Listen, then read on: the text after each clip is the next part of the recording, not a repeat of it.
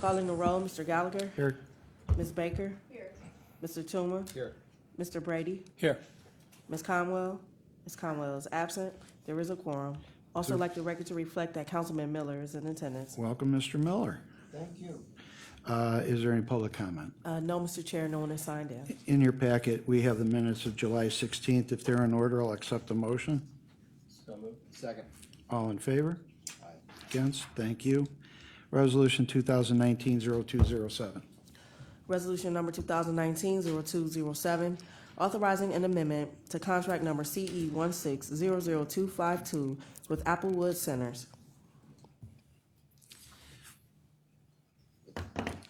Yes, ma'am. Do you speak for 0207? And you are? I'm Brenda Gibbons, the Director of Programming at Cuyahoga County Youth Court. Okay, sorry. Welcome. Hi, I'm Bridget Gibbons, Director of Programming at Cuyahoga County Juvenile Court, filling in for Sarah Baker. We are seeking to amend the contract with Applewood Centers for their multi-systemic therapy, traditional and multi-systemic therapy problem sexual behavior program. The purpose of this contract amendment is to extend the time frame from July 1st, 2019 through June 30th of 2020, to increase the dollar contract for this amount from $1,225,000 to $1,775,000. We also are going to implement a program outcomes and reporting that we expect for the agency to do on a quarterly basis to make sure that we are maintaining capacity to the program, utilizing the funds that are available, maximizing the service, and also keeping on page with the agency to ensure that if there's any programmatic changes, improvements, or any operational changes that would impact the program, that we're on the same page. We're also going to have program performance updates, staffing changes, and all of that included in our continuous improvement initiatives in our quarterly reports with the agency. Okay. So this is something that for members of the committee that we have regularly reviewed every year, I believe. Yes. And moved it forward for the services intended. Are there questions? Yes, ma'am. Yes. Just curious on the time. 550,000 is for 1 year. Is that correct?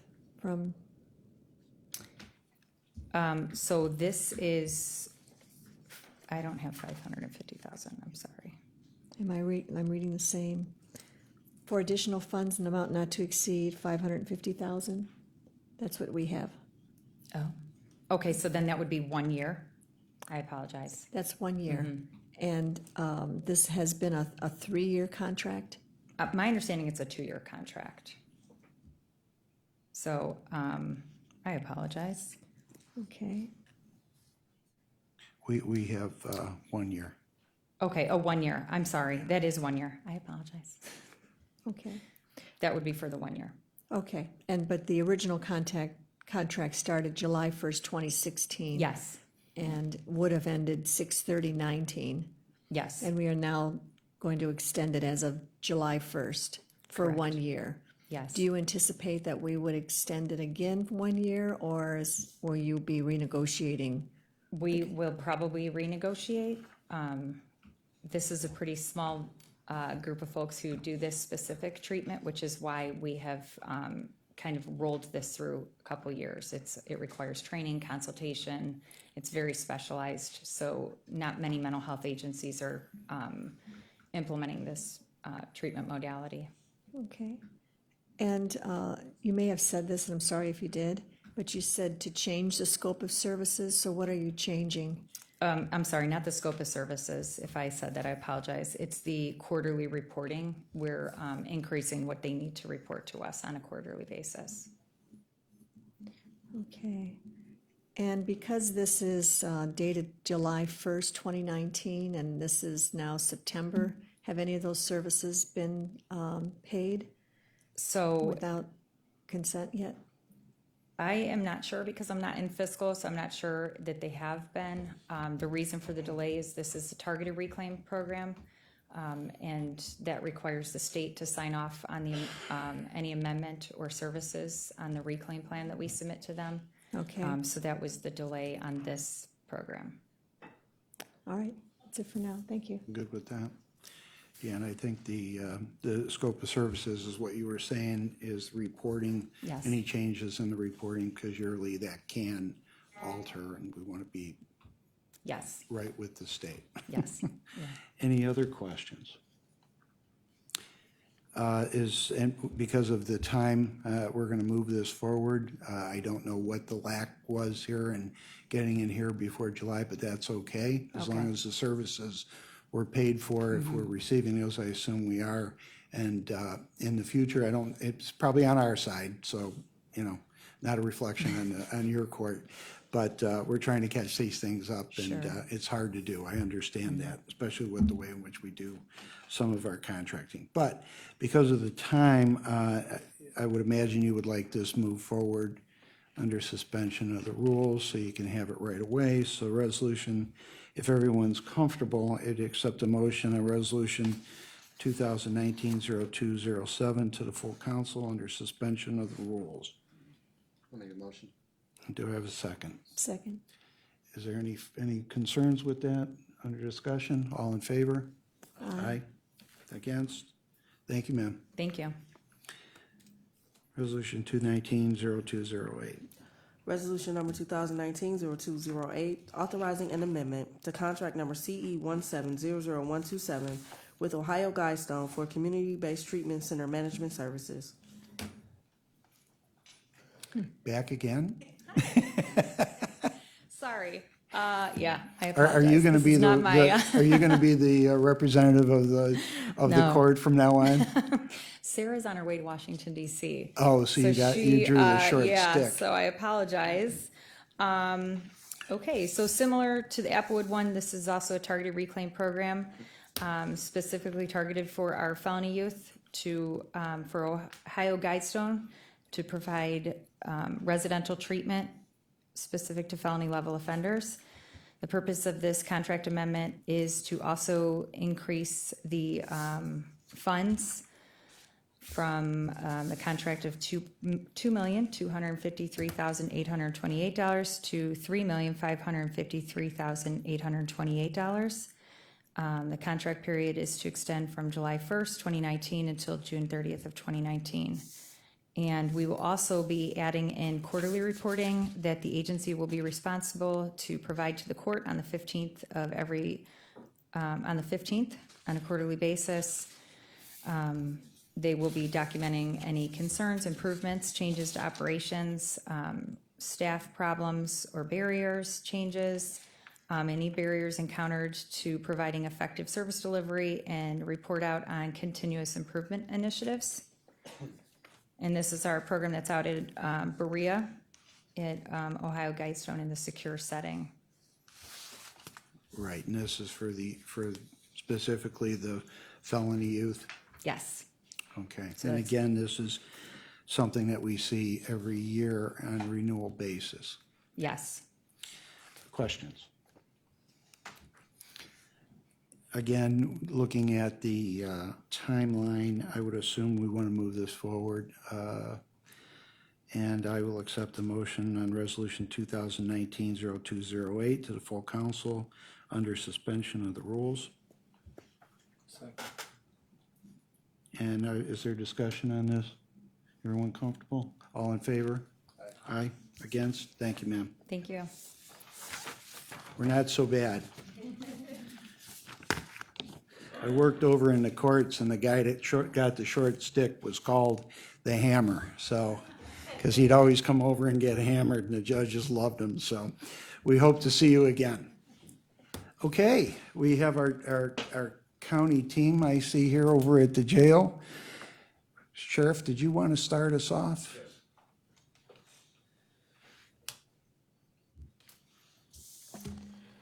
First of all, good afternoon, Mr. President, Chairman Gallagher, council members. It's a pleasure for me to join you here this afternoon. along with my Chief Deputy Brian Smith. And Mr. Gallagher, I'd like to thank you for extending your gracious invitation to me to participate at this meeting today. Please know that myself and the Chief Deputy hope to play a pivotal role at these meetings, and we look forward to working with each of you in the future as we work to resolve the many challenges facing the Corrections Center. Over the past month as interim sheriff, I, along with the Chief Deputy, have been making rapid progress in achieving our vision for the continued success of the Sheriff's Department and the Cuyahoga County Corrections Center. Coupled with the hiring of Director Gibson and Warden Croucher and the new associate wardens, I take comfort in knowing that with our dedicated staff, we'll achieve the success that we all desire. I'm aware that our corrections center faces serious challenges, as do many correctional facilities throughout the United States. But I feel confident that with the level of energy that this team is exerting, we will continue to move this project forward and that we will right the ship. We know that it's broken, we need to fix it, and we're not going to stop until we get it done. I'm proud of the team that has been assembled to meet these challenges of the Corrections Center. Together, myself and the chief, along with our Director Gibson and the wardens, we've been a constant and visible presence to the staff and the inmates through periodic and unannounced visits, which afford us the opportunity to address the issues firsthand, correct problems or potential problems, and to have positive and constructive interaction with the staff and the inmates. Together with this team, myself and the Chief Deputy are passionate in our quest of not only reigniting the morale of the Sheriff's Department as a whole, but in reestablishing the hope that together we can position the Corrections Center for a better future. Make no mistake, by the commitment, dedication, and hard work of many stakeholders, and through daily meetings and hands-on engagement with corrections staff and the judiciary of the Common Pleas Court, I'm confident that we're on the right path to a resurgence in the overall operation of the Corrections Center, where we are not only statutorily obligated, but morally obligated to provide a safe, secure, and dignified environment for each and every individual in our custody. As I indicated in a letter that I forwarded to the council members earlier in August, upon our appointment to our respective interim positions, the Chief Deputy and I had full realization of the many challenges we were about to face, and we continue to meet these challenges with a firm resolve. Since our appointments, myself and the Chief Deputy have taken a hands-on approach to the issues confronting the Corrections Center, where we have committed ourselves to be fully engaged and mission-focused in achieving our paramount goal of bringing the Corrections Center into full compliance with recognized operational standards through our relationship and constant interaction with the Bureau of Adult Detention. Sometimes the appointment of a new sheriff is cause for celebration, and while that celebration was brief, the hard work immediately began by setting the course which will determine the future of the facility. It's my sincere hope that at the end of the day, our efforts will not be in vain, and together we can stay the course for the future success we all desire regarding the safe, efficient operation of the Corrections Center. I thank you for your time. Thank you, Sheriff. And if I could just tell you that from what I've been hearing from people inside the building and outside the building, both professional and non-professional, is that an atmosphere has changed over there for a very positive feeling of the employees and those that are in the facility itself. We clearly are aware of the things that have happened in the past, and those are in the past, and we have to deal with those in the present. But moving forward, I think it's important to recognize that whatever you've been doing with your team right now and with the new director, it sounds like things are going in a very positive direction, and we're grateful to you for that, and your staff and all the people that work in the Justice Center, and in particular the jail. Are there questions for the sheriff? Yes, ma'am. Thank you, and thank you for your work. We do recognize that Thank you. there are improvements. Given the capacity that you're in, what would you say now that you're in process and down this road, what would you say your three top challenges, both long-term and short-term? What would you like to see that you haven't been able to do yet, that you know that needs to be done, but perhaps aren't able or aren't ready or the circumstances aren't lined up yet to do? What would you like to see done as a top priority?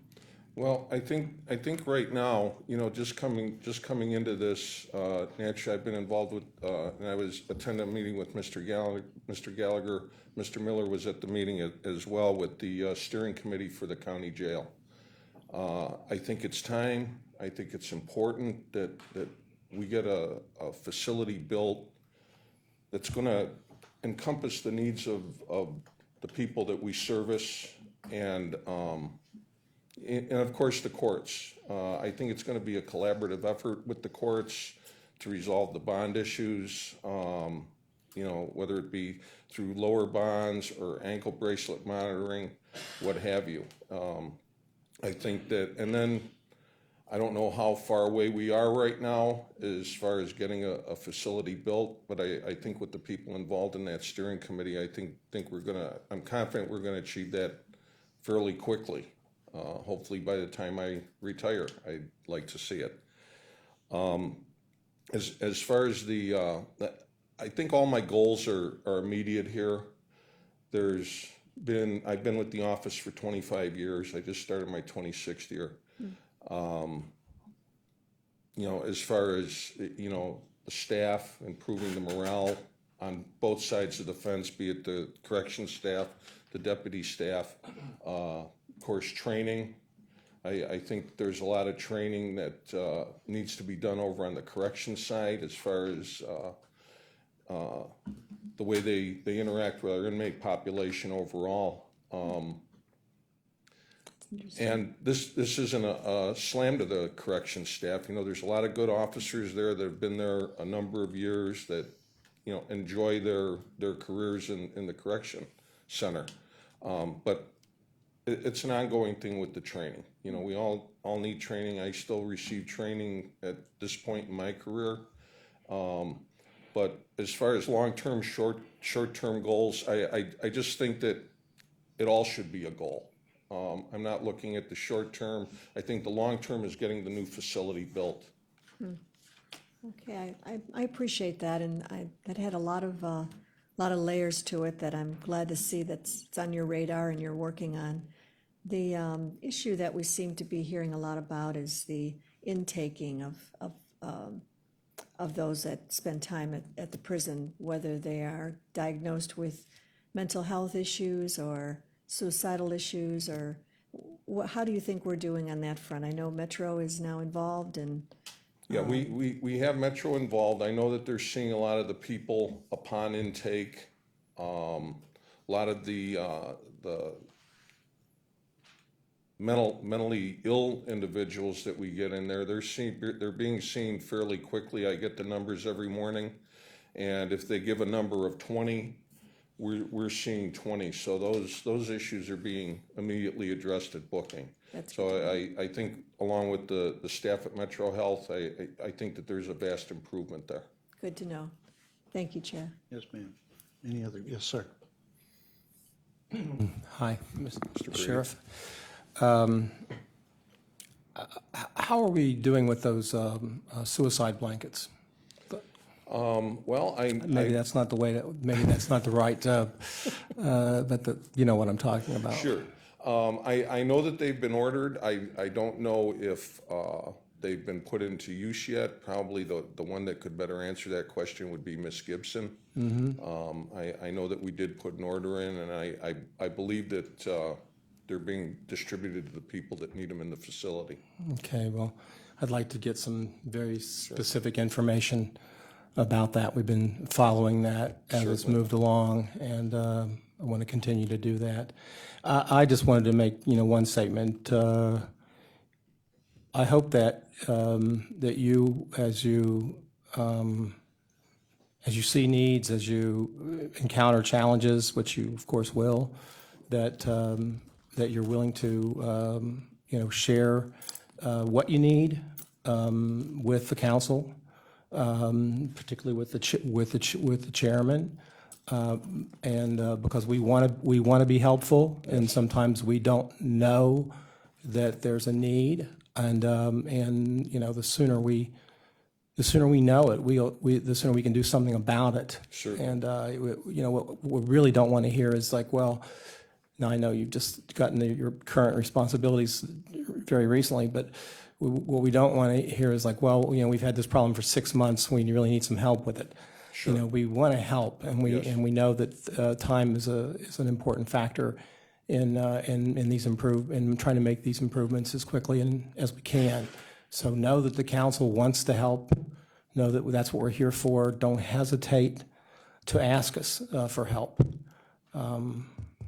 because we want to make sure that we do everything we can.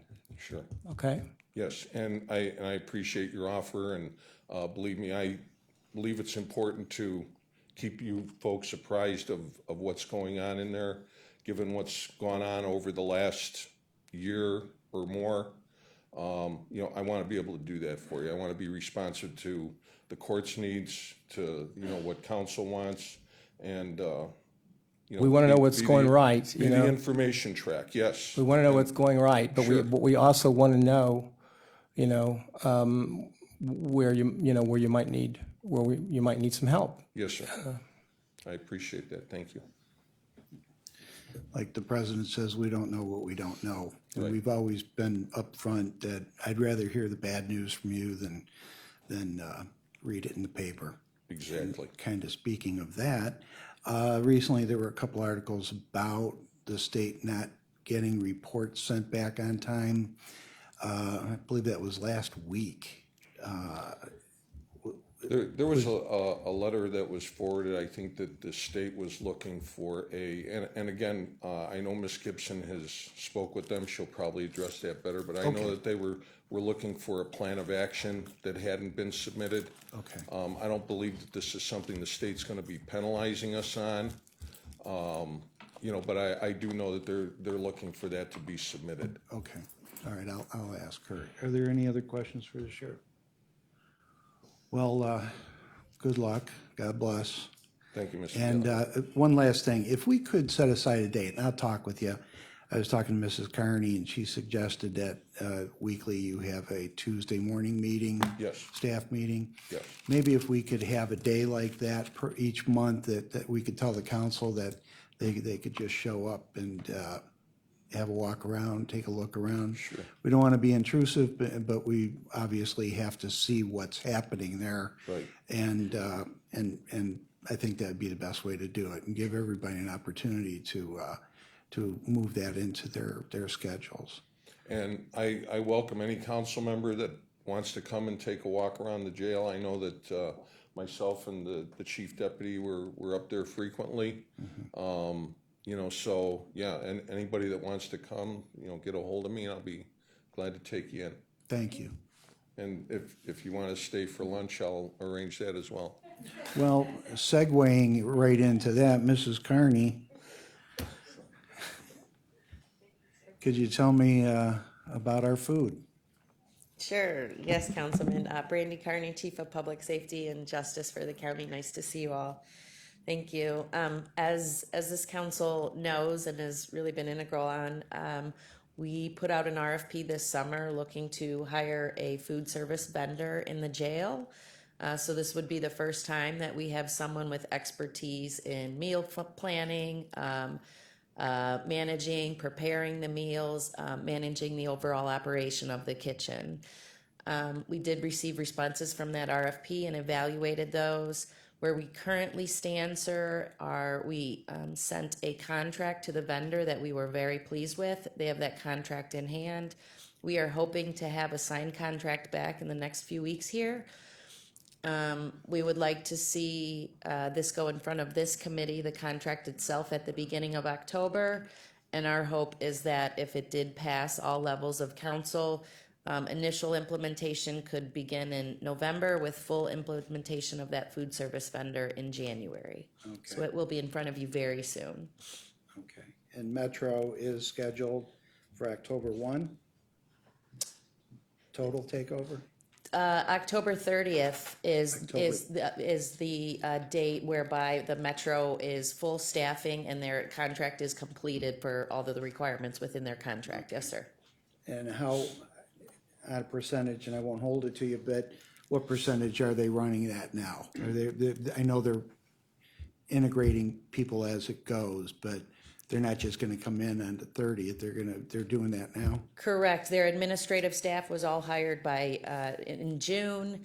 The last couple of months, they've been significantly increasing their LPNs and RNs. They have a full-time psychiatrist dedicated to the jail that started in August. They are still utilizing some of our backup staffing contracts, but again, knowing that that is to end in October, per the contract. But they have been increasing staffing, as well as addressing, new policies, procedures, looking at the needs of the population. Recently, they've increased some of their, the drugs that are offered within the jail, along with working with the state of Ohio corrections. They've added some additional policies at intake, a new 20-minute mental health assessment that's being given to all inmates. So they're really, I would say, leadership from the hospital, all the way up the hospital, as well as leadership within Metro and the jail, has really committed to making this work with us. Well, we're on this side of the desk, we're very happy with that. And we look forward to Metro having full control. And the blankets, So again, as the sheriff stated, we did order those blankets. I don't think they've been received yet, but I'm happy to have Ms. Gibson come up and speak on that if you're okay with that, sir? yeah, sure. Yeah. Sure. And any questions for Mrs. Carney? Yes, ma'am. And just going back to the food service provider, what is it that we had before that is going to be changed now with the outsourcing the food service? Sure, Councilwoman. So previously, we did the ordering of the food, the meal planning. There's different type of meals, whether there's a religious need, a dietary need, the meal planning, the meal preparation. We are now having, again, an expert in food services and someone who actually has expertise in working in corrections previously that is able to do the administration of the meals.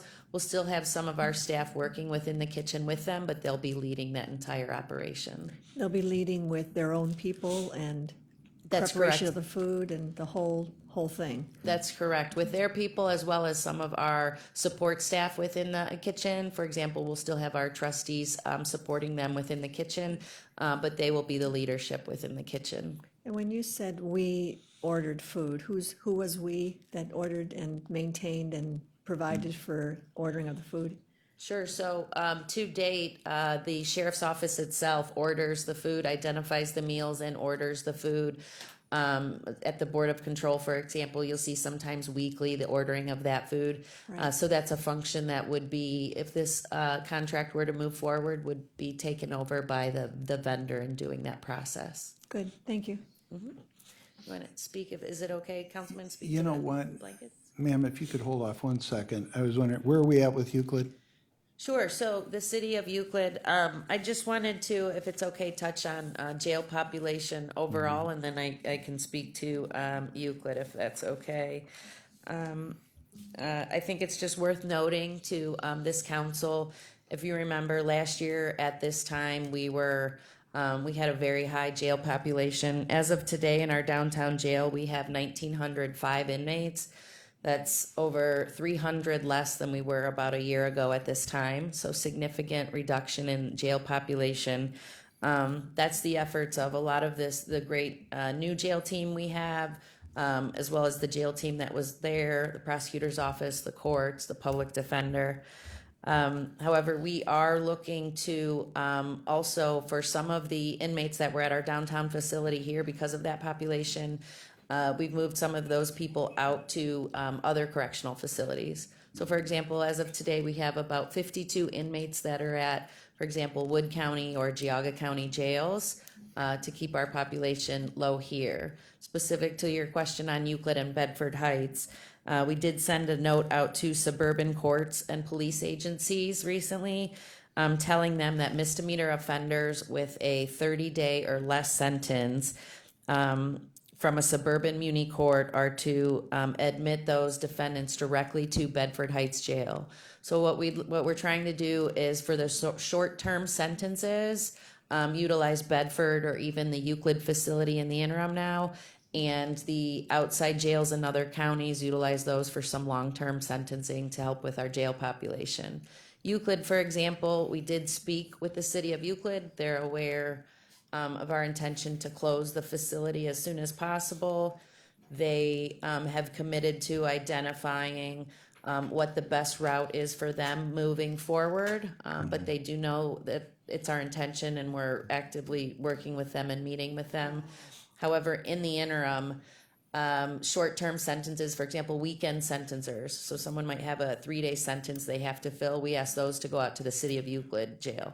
So using that in the interim, since we have to have staff out there while we're still staffing that jail and it's still our facility. But again, it is the intention to close the Euclid facility, hopefully as soon as possible. And could you get us a cost breakdown on the transport and the per diem to the other counties? Absolutely, And the sir. The amount- prisoner and- board and care, absolutely. And I think it's important that we know that number weekly and the costs involved.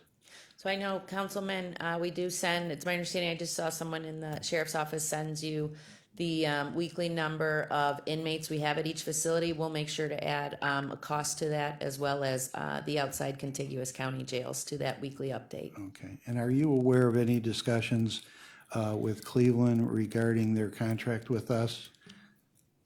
Yes, sir, I know there has been a number of items that have recently came up regarding contract on the intake process, on the release process. Those are all meetings that are pretty immediate. I know Chief of Staff Mason is looking to meet very soon with the Chief of Police. Myself and jail leadership are also looking to work with them on some changes in the contract, some administrative changes that need to be done. Well, I think it's important to be upfront with everybody that you deal with, especially when you have a contract with them. But the way it looks to me right now, the deal with Cleveland really isn't working out very well, much like what happened with Euclid. And that's no one's concern from what happened in the past. We're dealing with it now. Cleveland's looking at a new facility for their police department. And I did have a discussion today with the executive regarding what are we going to do with Cleveland? I mean, if they're going to have to build their own jail, they need to know that. And if we're going to go forward with a deal with Cleveland, they need to understand that the costs that are being inflicted on us, self-inflicted, not Cleveland's problem, our problem, have to be adjusted, or we're just going to have to give them a no-go date. And we've got to be fair with them, like we were with Euclid. It was not Euclid's concern that we didn't have the proper information. So that's why I asked you if you had heard anything, because things like that kind of crop up and we're the last ones to know.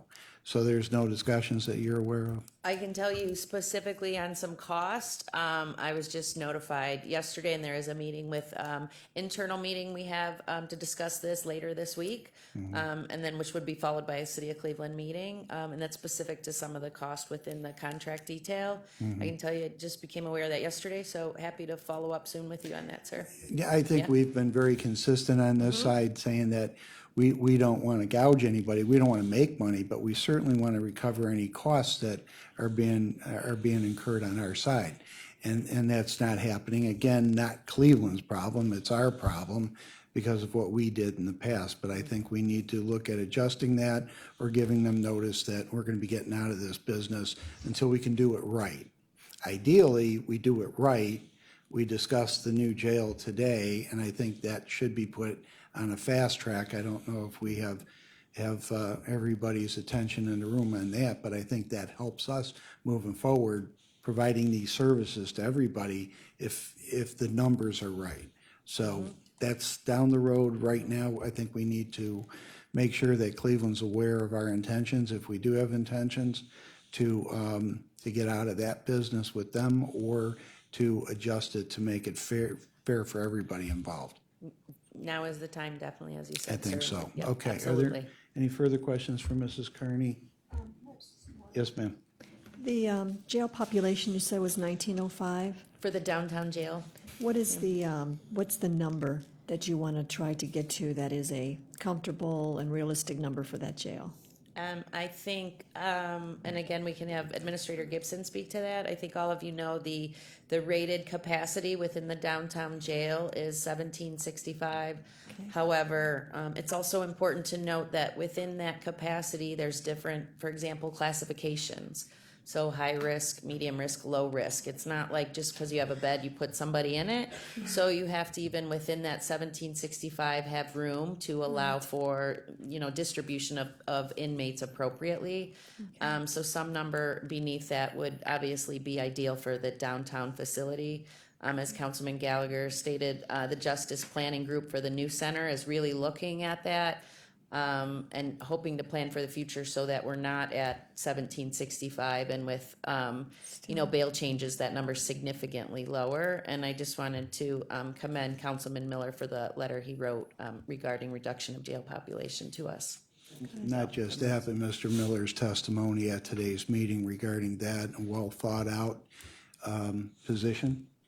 And we are working on that. I'm comfortable that we're going in the right direction. I really appreciate council's work on that, so thank you.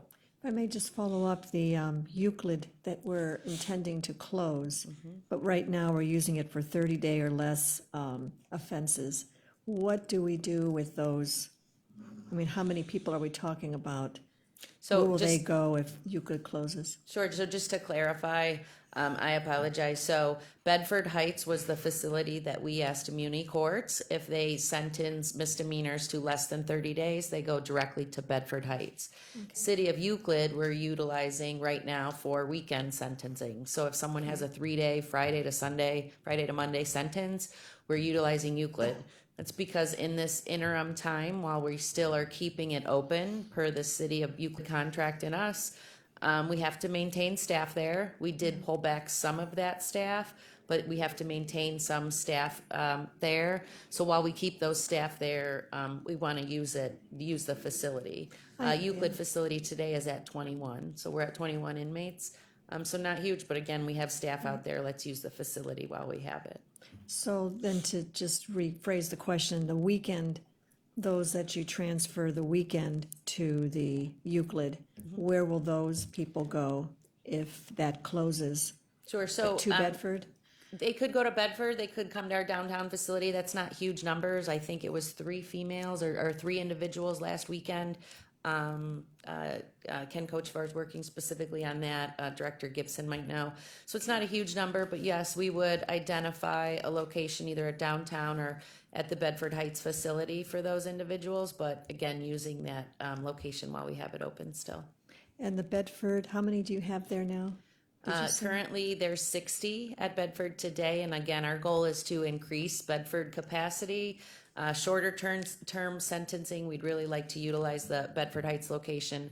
And again, longer term sentencing, if we're not downtown, utilize the other jails within contiguous counties. What's the capacity at Bedford?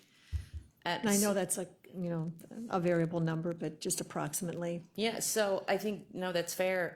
The previous rated capacity was over 200. I want to say 218, but I can't speak specifically to that. And Director Gibson has been working intimately with the state recently. They did come in a couple weeks ago, and what it's called is remeasured that facility. So they go in and measure every dimension within the facility and rated the capacity to approximately just under 150? 116, excuse me, so 116. So lower capacity, we are still working with them and identifying how we could possibly increase the bed to use that facility. Because as we've spoken about in this committee, we really need to see, how much we can use that facility and how helpful it can be to us. But right now, it's at 116. 116, and we have 60 there, and That's correct. and perhaps some of the Euclid that we have, 1905, you could be putting a few of those to get that number down even lower if the capacity isn't reached at Bedford. Is that, That's very likely. Yep, that's correct. all right, thank you. Okay. Any other questions? Thank you, ma'am. Thank you, sir. Thank you, council. Director Gibson, welcome. Good afternoon. How are you? You good. You look calmer than last time. I was a little nervous the first time. So Yeah, well, typically- we're people realize we're the good guys here, so so far you appear to be. it may not be a popular thing on the street, but we are good. Anyhow, Mr. Council President Brady had a question on the blankets, and I had a question on those reports. Could you answer those? Sure. As far as the anti-suicide blankets, we have made a very large order of those with intent to distribute those in the high-risk areas of the jail. Unfortunately, the vendors do not carry the large quantities that we're requesting. So at this point, it's my understanding we've received about 100 blankets so far of the many, many that we have ordered. So they will come in small quantities, and as we get those, we will distribute those in the higher risk areas. We have also made requests for anti-suicide gowns as well as anti-suicide jumper suits. Those are clothing items that we would put people in who are in full precautions within the jail. Very hard to tear, very hard to rip, very hard to twist and knot. So we haven't received those yet. We are in the process, though, of getting those. As far as removal of all the sheets in the jail, because that's also been a goal, today the associate warden put out a plan to remove even more sheets within the jail. We had removed the sheets from all the high-risk areas initially. That would have been over a month ago. But as far as the rest of the jail, it was a matter of determining how many blankets we had, because if you're going to issue 2 blankets to everyone, obviously if you had 2,000 people in custody, 2 blankets apiece, that's 4,000 blankets, plus you need to have an equal amount in reserve as far as laundry exchange. As far as the anti-suicide blankets, I've ordered a lot of those, but I need to determine how much space those are going to take up because they are a lot bulkier than a regular blanket. So I've just ordered a mass right now, see how that works out, where we can store them, how much space they take up, etc. As far as We in-house launder those? we do, Is there going to be an issue with that? they won't be able to launder as many at the same time, correct? It'll take longer to launder those and dry those. And we can do that. Well, it'll take a while, so that's all part of the seeing how this rolls before we get too many, before we buy too many. Okay. Thank Okay. you. And on the reports. Okay, so I don't know Before you if, start, so this is the same inspector that was giving us check marks for many, many moons. correct, Is this the same person? it is. So this is the guy that was giving us check marks, mysteriously found all kinds of things wrong after the feds came in, and then found all kinds of problems. It is the same inspector for Okay. all facilities, correct? Okay. Okay. I'm just asking, and maybe I shouldn't do it publicly, but it seems to me that this gentleman is in a bit of a pickle himself, and I'm just wondering, these are legitimate problems that he's coming up with as far as timing of reports being filed? Well, it actually is a process the Bureau of Adult Detention has. Once you have an inspection, they issue their initial report, which identifies standards that you are compliant with and those that you are not. And once they have identified standards that you are not compliant with, you have a time period by which to submit a corrective action plan. So the downtown inspection, the Bedford and Euclid inspections were pretty much in similar proximity to one another. So when I came on board, my understanding was the priority was the downtown jail. So that's where most of my efforts have been made. So I looked at the standards that were not compliant at the other two. They were much smaller than downtown, so I did not put all my efforts into those two. So Bureau of Adult Detention sent those letters. That's their process. That's fine. I can go in there and I can type corrective action plans. The thing that is important is, as we correct actions downtown and amend policies and practices, those same policies and practices will extend to Bedford and Euclid to a degree. So to me, it made more sense to wait till I'm on good ground downtown and then extend those to Bedford and Euclid as well.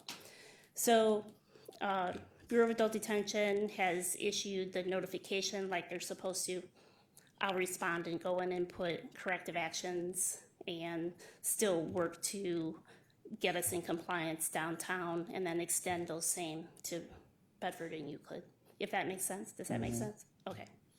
Well, you know, and so you know this, when the marshal's report came out and then was quickly followed up by the new state report, which both were bad, we wanted those folks to come in and testify in front of council, and they refused.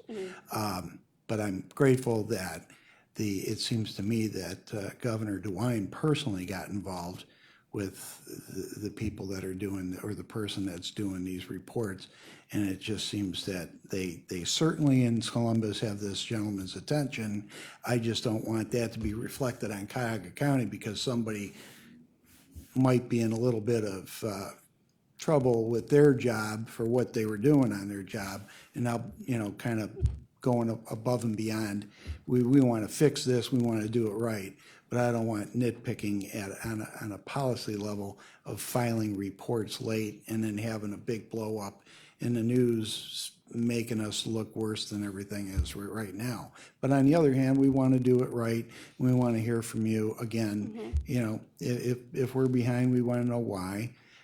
We don't want to be intrusive again. We want to be part of the plan to fix it. And as Mr. Brady said, told the sheriff, if there's anything you need, we need to hear about it. Okay. You know, we hope we still have a good relationship with the executive moving forward. I think they've done an excellent job with your recruitment and hire, the new sheriff, and some of the staff that they put together. I think collectively we're pleased at the progress, knowing full well there's nothing we can do with that jail. I understand that, which is why we're in a committee to try and figure out what to do time-wise on building a new jail, because I don't think there is an argument anymore. It's a matter of what do we do, when do we do it, and I think sooner than is the better part of it for us. So, and you'll certainly be part of that. You were at the meeting today, as well as the sheriff, and I believe Brandy Kearney was there also. No, she wasn't. She was probably out putting out other fires. But we need to know. We just want to be part of the solution. And if there's anything we can do, we're here for you. Questions? Yes, ma'am.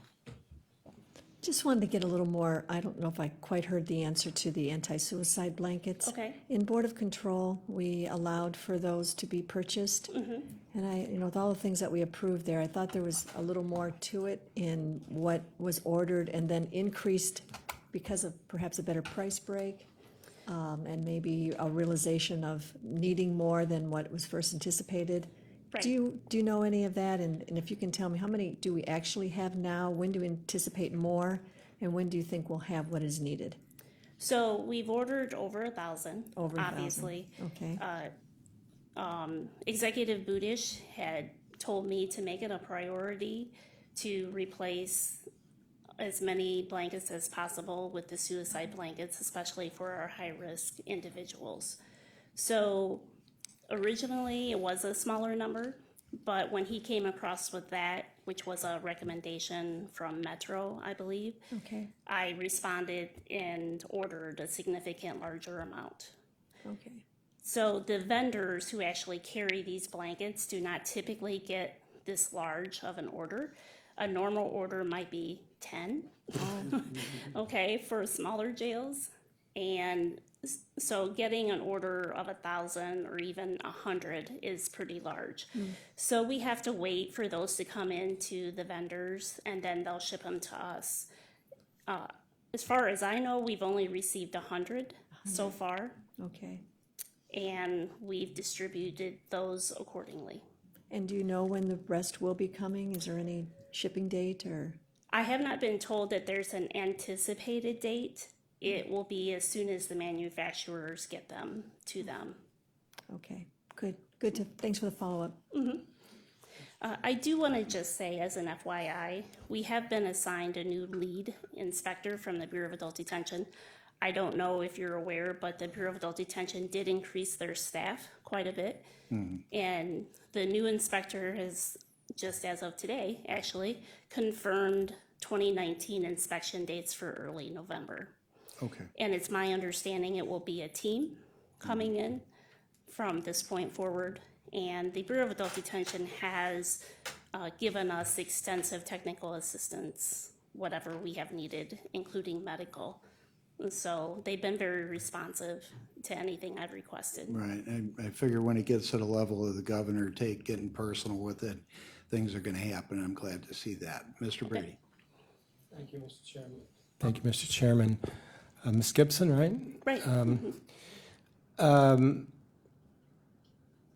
I don't want to get into a back and forth because I know we're just starting to build a relationship here, and it's really important. And besides wanting you folks to be able to come to us and rely on us, we want to be able to come to you as well. But, you know, we're still impatient. And I don't, you know, I'm a little, you know, concerned that we not lose that impatience. And I think the anti-suicide blankets are just one small thing that is really just frustrating because I had that conversation with the executive quite some time ago about that. Your facts are, you know, different than the ones I have, but on the other hand, I don't have your job. But I have a hard time believing that these blankets are not available quickly. I have reason to believe that they are, and that so, you know, there's a lot of large jails, a lot of large prisons in this country. You know, everybody doesn't run a small jail in this country, and this, you know, this business about how many we buy and how we're going to store them and about the sheets and all of that, I just don't see for my purposes, but I'm gonna try to be better educated about it. It just doesn't seem to be happening fast enough for me and what I understand the case to be. Can you help clarify another issue similar to it? I understand that people were brought in to dismantle part of the beds that were considered to be potentially dangerous in terms of suicides. You know what I'm talking about? Yes, I do. And was that work completed? The work order had been put in and they took out a couple. They had the associate warden go look at it. They said that was fine because it was a bar to like get up in the bunks.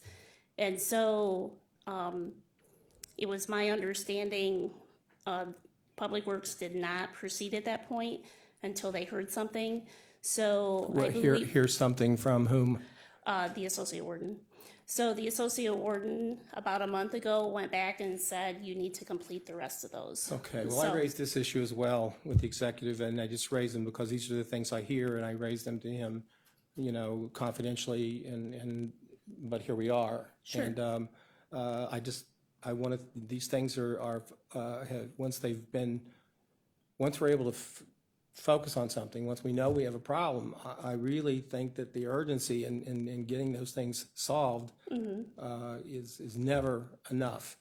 And so while I'm glad there's a new team in the jail, and I don't want to sound, you know, too pessimistic or cynical, it's just when I hear these things about these things and weeks go by, months go by, I don't understand, you know, Sure. why things can't be done more quickly if somebody's actually on top of it. Sure.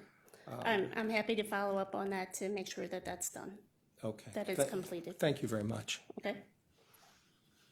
Anything further? How's Mr. Kochevar doing? You know, I think he's doing a great job. I'd tell you a little story, but as long as you don't tell anybody, but about this time last year, we floated his bringing him back and it was shot down, not well received. Oh. So I thought that would have been very helpful. And from what I'm understanding, he's been very helpful so far. So He has been. we have some good ideas on this side too. Oh, Mrs. Carney, I see I piqued your interest. Sorry, I'm sorry, council. I just wanted to, and if you stay here, just acknowledge one more person we have in the jail team. As you said, Ken Kochevar has really been a big asset. Along with Rhonda's team, we have a new warden, Greg Croucher. Has a history, is working in correction and correctional facilities, and he's another strong member to the team. So I just wanted to acknowledge in the audience here. Okay. Yes, sir.